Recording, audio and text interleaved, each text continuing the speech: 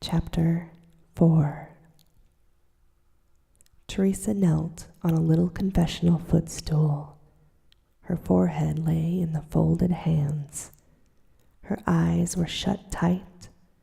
She did not see the old priest who sat in his armchair beside her.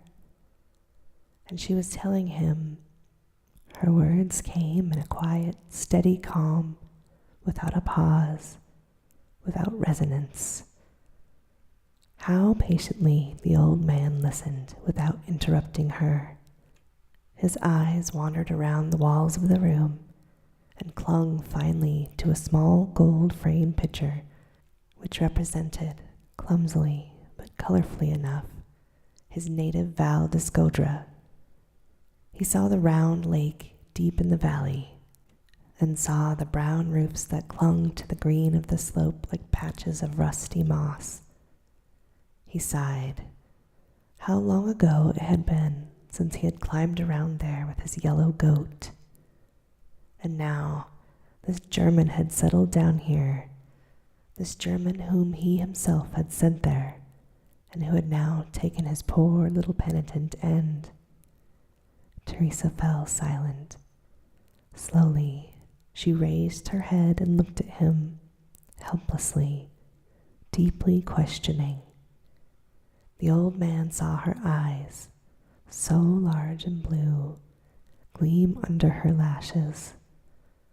Wasn't she a German too? He thought of her mother, a teacher's child, one of just 17. She was probably happy enough when Raimondi, the sergeant major of the Imperial Rifles, asked for her hand. But then, immediately after their marriage, his parents had died.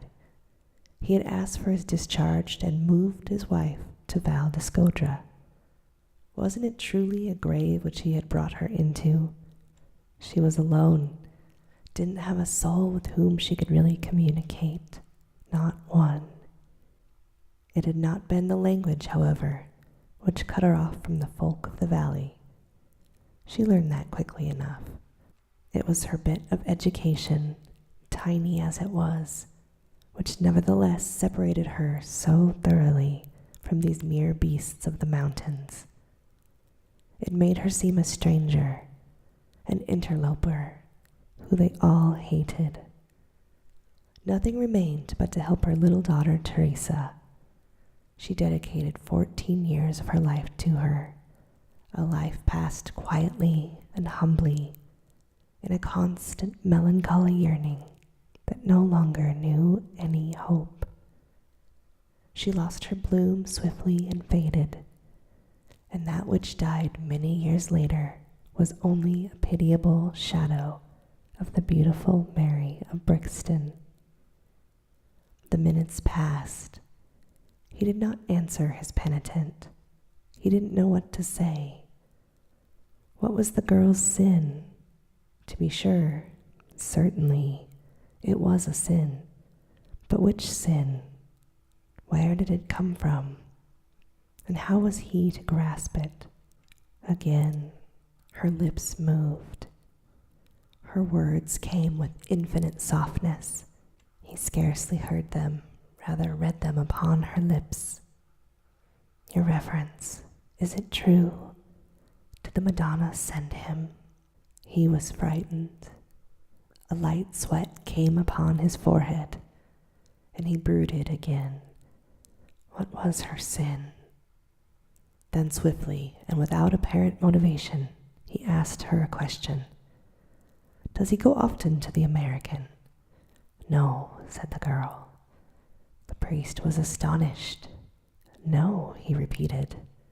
Has he never been there? Oh, yes, she answered. Tell me everything you know about him, he demanded. She spoke in her docile way. He went there once in the evening. He entered the hall exactly at 7 o'clock. I know it precisely. I saw him go in, for I happened to be standing by the window and looking out. She turned red and interrupted herself. No, Your Reverence. Forgive me, it didn't happen. When he goes out, something compels me to my room and to the window. I stand there and I look after him. I watch to see where he goes, how he wanders now, here and there in the valley. Her head drooped, her eyes remained dry, but her voice was full of tears. "Well, go on then," the priest urged her. Teresa said, "He was there scarcely an hour, and then he came back for supper. He told Father where he had been, and they said they were all blockheads, these devil hunters, and that Father and Angelo, our man, were the only sensible people in the village because they did not join in this mischief. And that is all." The old man drew a deep breath. He felt as if a heavy burden had been lifted from him, as if he had been liberated from a great fear. He did not know what he feared, but this dull oppression that had tormented him for weeks now suddenly seemed gone. It seemed to him as if the evil that remained was only slight compared to the other, the unknown, which he had escaped. And he did not know yet what he was to tell the girl. Seeking for that, he began to talk to her again and question her regarding all of the stranger's doings. Patiently, she answered him. "He works all day long, and often late into the night. Then he goes for a walk. At times, too, he rows on the lake." The old man asked, "Does he go fishing?" Then she said, "No, he does not go fishing. He is kind to all animals, but he torments human beings." She stopped here, but the priest beckoned her to continue. "When he sees a caterpillar in the road, he picks it up and carries it into the grass so that no foot may crush it. He scolded me because I brushed a cobweb from his window, and he feeds the hens and the doves with his own bread. All of our animals follow him. The big goat climbs the stairs and goes into his room, as does our tomcat." The old man smiled. He saw the face of the blonde German, so young, so happy and laughing. "He is only a big child after all," he thought. The girl said, "But he beats people. Once, when Angelo harnessed the mule, he saw that the straps were too tight and that the leather had irritated the animal's sore skin. Then a rage came upon him. He tore the straps off and lashed them across the man's face." "He did right," said the priest. The girl raised her eyes. This slight assent strengthened her, filled her with a happy and silent assurance. Then, doubting again, she let her head sink. "And he struck me too," she murmured. "You as well?" the priest asked. "Yes," she answered in a toneless voice. "Otherwise, he does not notice me at all. Scarcely he sees me and doesn't know when I am present. But one morning, when he was at breakfast, I came into the guest room. I had caught a mouse in the trap. I took it out and threw it to the tomcat. Then he jumped up and struck me in the face. Then he forced the tomcat to release the mouse and let it escape." The old man asked her, "And what did you do?" She looked at him in astonishment. I did nothing." He cried out and scolded me. He asked if there were mice around. The cat might catch as many as it chose, and that was its business. And if I were to catch any in the trap, I might drown them or beat them to death, but I was not to torment animals needlessly. He asked me whether I understood. Since I gave no answer, he grasped my hands and pressed them together until I thought my bones would break. I was determined not to cry out, but I sank down on my knees before him. He would not desist until I promised him never again to give a mouse to the cat. "And have you kept this promise?" asked the old man. "Yes," said the girl quickly. "I had to swear it by the Madonna." She stopped again, seeking for words. After a while, she continued. "Then he let me go, and I went out myself. But I heard how he talked to himself, as he often does, your reverence. And then he said something strange, something that I did not understand. And it was as if he said it to me, although I was no longer in the room. He said softly, 'You may torture, but not needlessly. To torture as well, it is an art, perhaps the greatest of them all. But men are like beasts of the field. They torture without knowing it.' And that's what he said to me." She fell silent. Her eyes sought an answer. But the old priest did not speak. Again he saw the stranger's face, but this time it had an immobile expression which fascinated and frightened him. She rose and approached him. "Tell me, what am I to do?" But the old man shook his head. "I don't know," he murmured. Then she threw herself on her knees at his feet and pillowed her head upon his lap. She sobbed, and he felt her tears moistening his robe. He wanted to help her and didn't know how. Silently, he laid his hand upon her head and gently stroked her locks. Suddenly she arose and grasped his hand. Her breath flew, and he felt the passionate pressure of her fingers. "Your reverence," she demanded, "is it true? Did the Madonna send him?" And in her eyes there gleamed her wish and her longing, and an ardent besearching for his yes.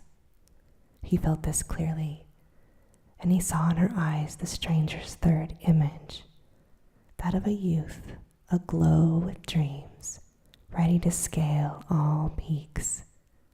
And he knew that this image filled her whole soul.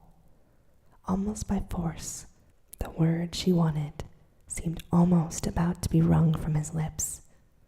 But he mastered himself, turned his eyes away, and said, "I do not know, my child." He heard her deep sigh in her pain, and it stabbed him as if it were his own. Her fingers relaxed for a moment, only to cling once more to his own in a convulsive grasp. "Your reverence," she stammered. "Your reverence, please." She broke off, but he understood her question well. What power had sent this stranger? Was it the Madonna? And helplessly, as barren of counsel as the girl herself, he answered once again, "I don't know, my child." She broke down completely and fell across his knees. A sobbing came upon her and shook her poor body. It seemed to the priest as if she would break there in pieces at his feet. An infinite compassion came over him. He took her head and drew her up. "Do you love him so much?" he asked her kindly. And then she breathed, "Yes, Father, more than my life." He kissed her forehead gently. "Then go, my child. Take your fate upon you. It is the hand of God." She looked at him gratefully, incapable of uttering a word. Then she covered his hands with tears and fervent kisses. Jacob came downstairs late. He had worked until dawn. He had taken breakfast and then, lost in thought, looked out the window. Teresa served him. She stood silently behind him, waiting his look, but he scarcely saw her. He had not noticed that she had been gone, and did not notice now that she had returned. He ate quickly and got up. That evening and on the next day, she continued to stand beside him as he ate. She did not dare to address him, but served him as silently as a slave. Once she said to him softly, "I am to give you the priest's regards." He looked up. "What priest?" "Don Vincenzo," she said. He nodded indifferently. "Ah, yes. Thank you." His thoughts were far away. Only after a while did the meaning of her words strike him. He looked at her and saw that she was beautiful. "So you went to see your confessor?" Jacob asked. She did not lower her eyes, but answered his look. "Yes, I was in the city 4 days ago." He asked her, "Did you confess then?" She nodded. Then very softly, he said, "It was the hand of God." Jacob laughed at this. "Is that so? Did he say that?" He patted her lightly on the cheek and went out. Now he chatted with her at times, but he did not touch her. He was friendly and kind to her, as to a comely lad whose presence he liked. Sometimes, when he played his lute, he called her. Then he let her sit by him and listen. Or he went into the boat and gave her the oars. She rowed and sat there silently in front of him, thinking and dreaming over the water. And he grew accustomed to having her run beside him on his walks, as patiently and attentively as a well-trained dog. One evening, as they were sitting together in the boat, it occurred to him that she could speak German. This thought made him happy, for he felt the need of speaking to someone concerning his work. And, since his thoughts were in German, it was more pleasant to speak to her in that language rather than in her own, for then he was more aware that she did not understand him. Now he told her everything he thought. He asked her advice, but at once supplied the answer himself. That helped him to see more clearly, more incisively, to speak out loud to her that way. Earnestly, patiently, Teresa listened to him for hours. She understood very little of what he said, but his words seemed miraculous to her. She sat before him and was silent, happy and blessed in the feeling that her master was speaking to her. Jacob did not count the days. Spring departed and summer lay in the valley. He saw that well. He went with the girl through the fields and felt that there was something common between him and these people who tilled the land. Their hands scattered the seed, harrowed and plowed, creating all that was to grow. And that was how his work grew too. He was cheerful and happy in the virile power of his creative activity, and on his soil let the fruits ripen in the sun. Sometimes, by day, when the girl was in the garden or far out on the lake, he called the white goat or the tomcat to him. Neither animal had a name, but he had christened the goat Marfa and the tomcat Fritzy, and the animals responded to these names, hurried up the stairs when he called and thumped at the door. Then he let them into the room, sat down, and read to them. But the goat gave him no rest, pushed him gently and sniffed at the pocket where he carried his sugar. "Get out, Marfa," he said. "You take no interest in racial questions or ethnological problems." Or again, in the middle of the night, he went over to Teresa. He woke her up, sat down at the edge of the bed and talked to her. She listened, as always, in earnest silence. Then he went away again. Sometimes, too, he stayed, and laughing, took her in his arms. She closed her eyes and trembled with happiness. One evening, there was a knocking at his door. Angelo, the farmhand, stumbled in, gasping, almost bursting with an important message. Would the gentleman come down to the village to the house of Mariano Veneer? His wife, Matilda, was very ill and about to die, and would not the doctor come at once? I am not a physician, Jacob said. But the man did not budge. Jacob repeated that he had no skill in that art and could not help. Then Angelo shrugged his shoulders as if to say, "Well, it's none of my business." He turned around and growled, "I'm not from hereabouts." From below, Jacob heard loud and hurried talk. Immediately after that, the landlord entered his room and Teresa came with him. Raimondi said, "Veneer is downstairs and refuses to go. Please go to his wife, sir." "But what am I to do there?" cried Jacob. "I tell you I'm not a physician." Raimondi nodded politely. "But you are a doctor, aren't you?" he asked. "Certainly," said Jacob, "but I am not a doctor of medicine. I cannot help the woman, I tell you." The landlord nodded again, scratched his chin, and spat.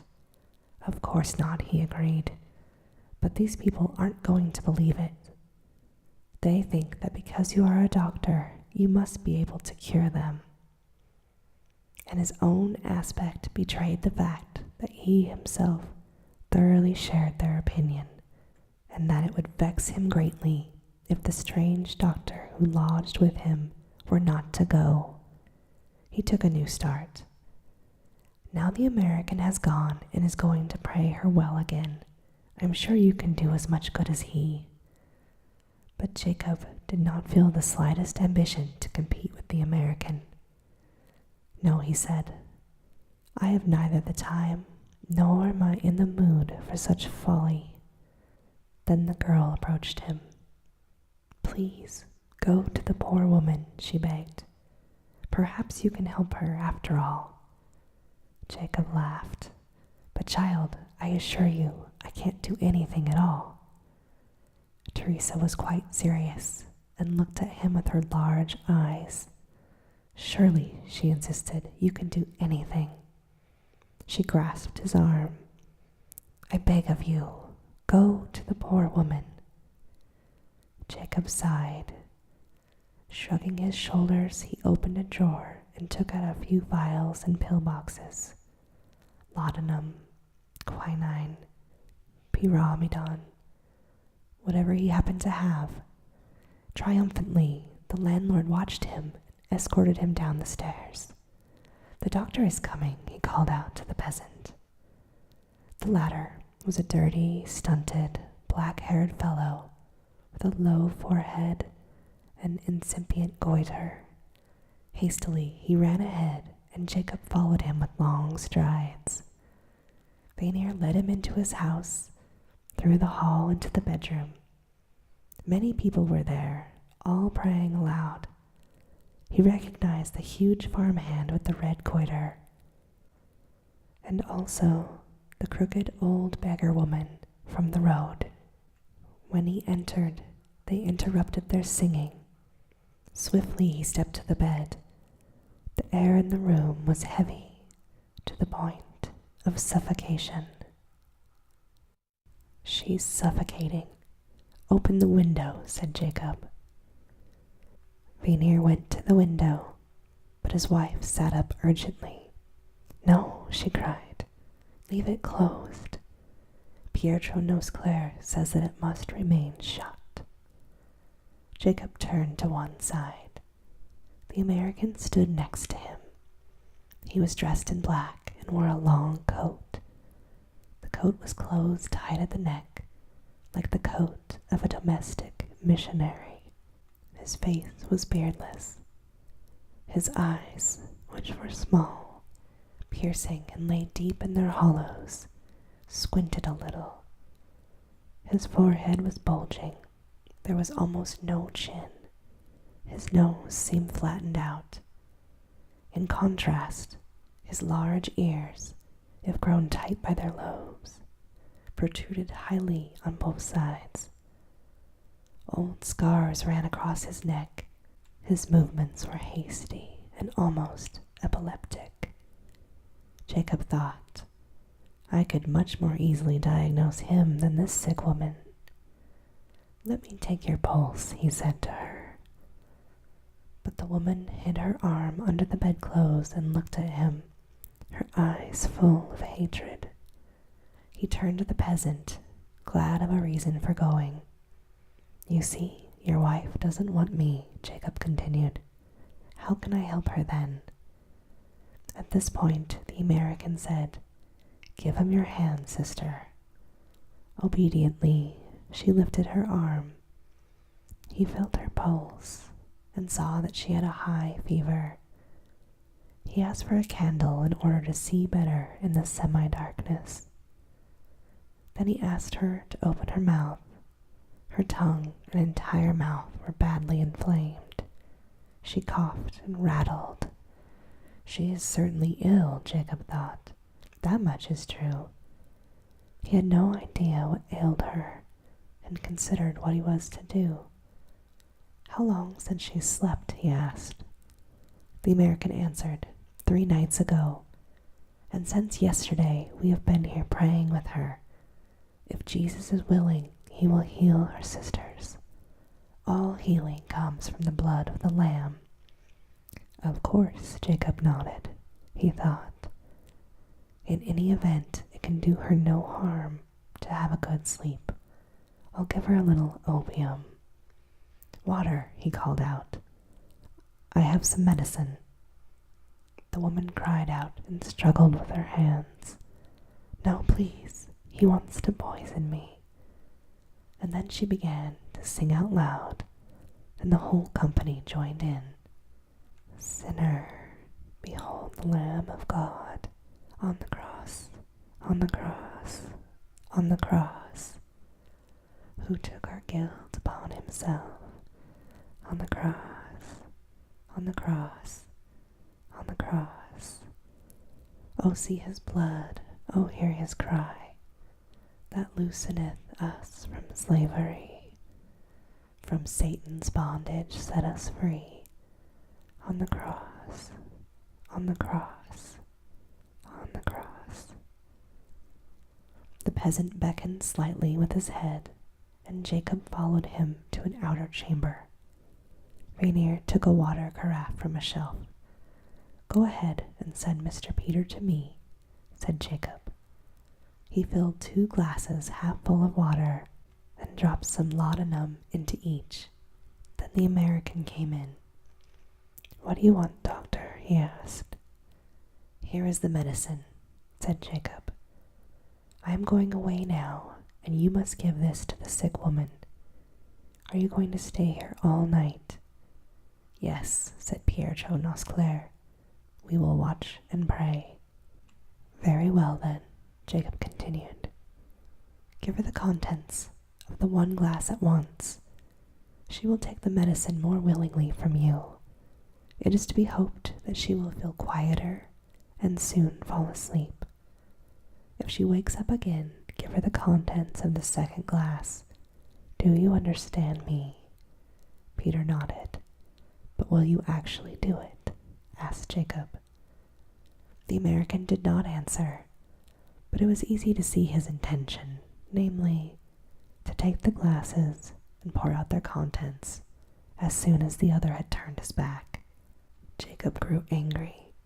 He grasped Pieto's shoulders and shook him. Look at me, he commanded. You will do what I tell you. I insist. Do you understand me? The American murmured, Yes, I will do it. He took the glasses and went back to the sick woman. On the following day, Jacob met the peasant in front of his house. Well, how is your wife today? He asked. Rainier answered distrustfully, You didn't help her. I won't pay anything. "I didn't ask you for anything," said Jacob, "and I don't want any money. I'd simply like to know how the patient is, please." Vanier grew more polite. "She is better, sir. She will probably get well. I thank you for having come." Swiftly he added, "But it was the American who saved her." Then he turned around and hurried into his house. The village was agog over the healing of Matilda Vanier. People said that she had been irretrievably lost, and that even the skill of the famous German physician had been in vain. Mr. Peter had watched and prayed with her for 3 nights, and saved her body, which had already been in the very claws of Satan. Teresa came into his room. "It was you who saved Matilda, wasn't it, and not the American?" Jacob thought to himself, "I dare say she saved herself." But he said instead, "It was probably the American. He prayed so nicely." The girl did not know whether he spoke seriously. "Oh no," she insisted. "Oh yes," he interrupted her. "I told you that I was no physician. Come in," he cried, as he heard a gentle knocking at the door. The girl opened the door, but when she saw Pietro, she was frightened and ran quickly out. The American approached. Jacob bade him good day and offered him a chair. In his embarrassment, Mr. Peter rubbed his large red hands over his knees. Then, stammering, he began and said he had come to express his gratitude for the healing of the sister. The people in the village, it is true, believed that he had saved Vanier's wife, because no one had seen the doctor give him the medicine for her, and he himself, he knew better. "I suppose you have explained it to the people?" Jacob asked. "No, I haven't," Mr. Peter said. "Not yet. But I will do so on Sunday afternoon at the meeting. I will proclaim that it was not I, but the German physician who saved our sister." Jacob looked at him seriously. "You will not do that," he said. "And why not?" Pietro moved around on his chair uneasily. "Why not? I must tell it. It is the truth. And one should always honor the truth." "You will not say it. I shall come and watch you, and if you say it, I shall get up and explain to all that you are lying." The American jumped up from his chair, but Jacob took him by the arm and pushed him back down again. "Keep your seat," he said. "You need to understand me. It was not I who healed the wife of Mariano Vanier. It was you." Pietro grasped his head with both hands. "I," he stammered. "But it was you who gave her the medicine." Jacob lied. "No, I gave her clear water. I am no physician. I can heal no one. You alone healed the sick woman. You and your prayer. It is to you that Jesus gives the power of his grace, not to me." Pietro turned his hat in his hands. He brooded painfully. Thoughts defined themselves very slowly in his brain. Jacob repeated all that he had said once more and with emphasis. Only then did the man grasp his meaning. He rose, his eyes glowing. "Doctor," he said, "is that really true?" Jacob took the outstretched hand and shook it heartily. "Yes, it's really true." And he thought, why shouldn't I lie, if it gives him so much pleasure? A strange delight tickled him as he regarded the American. The latter's chest heaved. He stretched his narrow shoulders. It seemed as if he were growing, moment by moment. He stretched out his hand, half opened his lips as if he were about to address his congregation. Jacob thought, You ought to be grateful to me, old boy. It is only now that you are beginning to believe in yourself." He led him to the door, the American walking falteringly, uncertainly, almost as one intoxicated. On his thin, bloodless lips lay a proud, triumphant smile, but it vanished the moment he looked at the other and became conscious of his existence. He did not doubt himself, but with his great faith in himself he gained yet another faith, namely, in the superior power of the stranger. Humbly he said, "I thank you, doctor."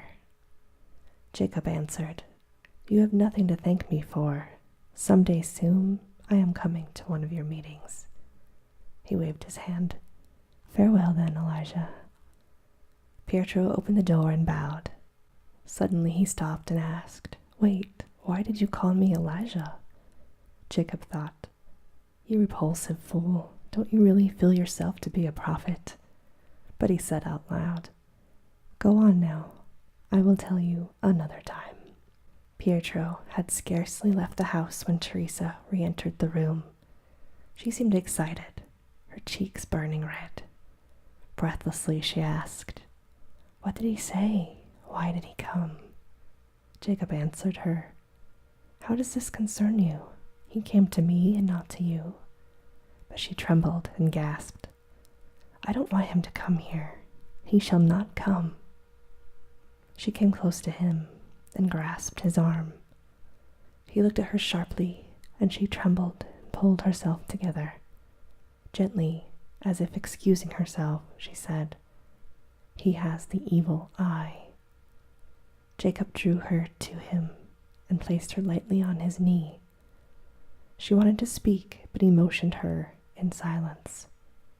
He pressed her head against his shoulder, and then he swiftly passed his hands over her temples. She did not resist, but lay quietly breathing against his breast. He held her with his left hand, while he made soothing passes with his right hand. He observed her closely, his glance melting into hers. Then suddenly, the gentle twitching of her lids ceased. The conjunctiva became slightly enlarged, and her eyes stood wide open. He nodded in satisfaction.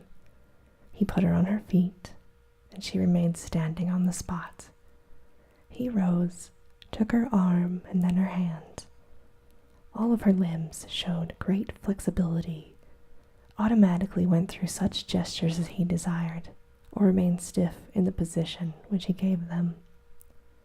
Large tears rolled from her eyes. He drove a needle into her arm with some violence. Her face showed no expression of pain. That was enough for him. He had little desire for repeated experiments. Slowly, he closed both of her eyelids with his finger. Her eyes opened and then closed again, opened once more, and finally remained half open. The eyeballs were convulsively turned upward.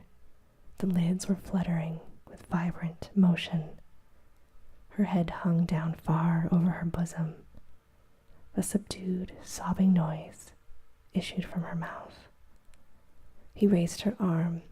It fell back like lead. He took her elbow, sought the nerve center, and pressed heavily on it. Immediately, the muscles which this nerve served contracted violently, and her hand assumed a claw-like shape. "Lethargy," Jacob murmured. "Go ahead, my child. It is not well to have a will of one's own." He pressed her back into the chair and then sat down at the table in front of her, lighting a cigarette. He looked at her, smoked, and thought deeply. "How strange it is," he thought. "Doesn't it look as if I am the sorcerer? And yet I know very well that it is not I who have the power, but you, my child. And if I were ever to accomplish anything with either that fool, that American whom you dislike, or with yourself, it will always be your power or his that brings it about, and not mine. I can think, but you people actually achieve it. Science asserts that you are both ill and therefore pitiable, and science is probably right. It would heal you if it could, but I am no physician, and I would not heal you. Your disease is a source of power, which I will use if I can. He sighed and threw the cigarette out of the open window. That is to say, he continued, if I feel like it. Who knows whether either of you will even interest me tomorrow? Perhaps it's not worth one's trouble to make such puppets dance. Who can tell? Perhaps you're only stupid, commonplace, hysterical fodder, made for the clinics of curious physicians. For you see, my child, on that stage where I am master, there is no room for the trivial. The actions must be tragic and fatal, and significant. He pointed with his finger through the window to the village and the lake. Look over there, little puppet, he cried. There is your stage. Will you dance? A line dance together with your Mr. Peter. The whole village will be your chorus. Jacob laughed to himself at this. Ah, it'll become a fine play, for I am no physician, thank heaven. I am a charlatan, but only a charlatan can work miracles. He fell silent and went up to her. Come, my child, he said. We will go one step further. He laid his right hand on her head, stroking it with his index finger.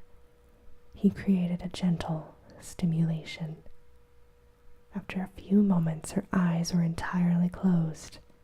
She drew a deep breath, and her lethargy vanished. He made several experiments, more as a matter of habit than to convince himself of the appearance of the third phase of her sleep. He ascertained the fact that by means of a gentle stimulation of the skin, the muscles had contracted and relaxed again just as easily through the same motion. He addressed her, gave her a few commands. She answered softly and immediately executed whatever he desired. But this ceased to amaze him. He thought of waking her up again, and quite superficially, without any real faith in its success, he made one further experiment. He commanded her to open her eyes wide, and suddenly, without any transition, he put his face very close to hers. He gazed at her straight and piercingly. Her cheeks flushed. All of the blood rose to her forehead. Her pupils were remarkably dilated. He grasped her hand. He did not lower his gaze. He took her pulse, 125 beats, and now she clung to his glance. He walked backward, and she followed him. Her head stretched forward, her shoulders drawn up, her arms hanging limp beside her body. Her face seemed strangely empty, her features immobile. Her eyes were fixed, not a fiber of her body quivered, not a word issued from the harshly closed lips.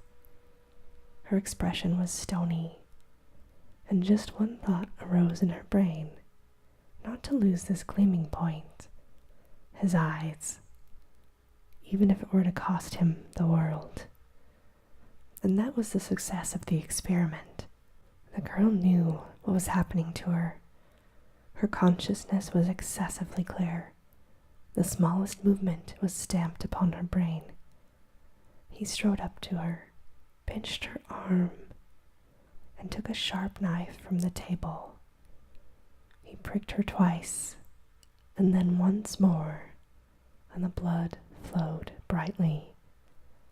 She saw it and knew what he was doing, but she felt no pain, and this was not unpleasant to her. She did not fear. She hung upon his eyes, immovable, fixed. as a little bird upon the eyes of a snake. Jacob still held her with his eyes, but now his expression became happy, quietly smiling. A great joy like exquisite warmth seemed to arise in him.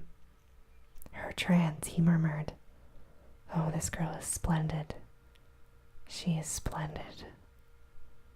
He took her head in his arms and gently blew on her eyes. She awakened at once. The fixed expression was lost. All of her mobility returned. She seemed astonished and confused, but not fearful. What did you do with me? She asked. He answered, You know. He gently lifted her arm and kissed away the blood from her wounds. Did it hurt? He asked her. She smiled. No, not at all. But why did you do this? Why? He laughed. Why? I don't know. And if I knew and were to tell you, you would not understand it anyhow. May I do anything I please with you? She kissed both of his hands. Certainly, she said. You may do anything you desire. He thought, how touching, with your kind permission, and your father's confessors. Well, I didn't get your permission this time until after the feast. But aloud he said to her, Thank you. It's very dear of you. Someday soon we will go to the Americans' meetings. She lowered her eyes and made no answer. Her breasts rose and fell, and he saw how she struggled. Finally, she said quietly, Yes.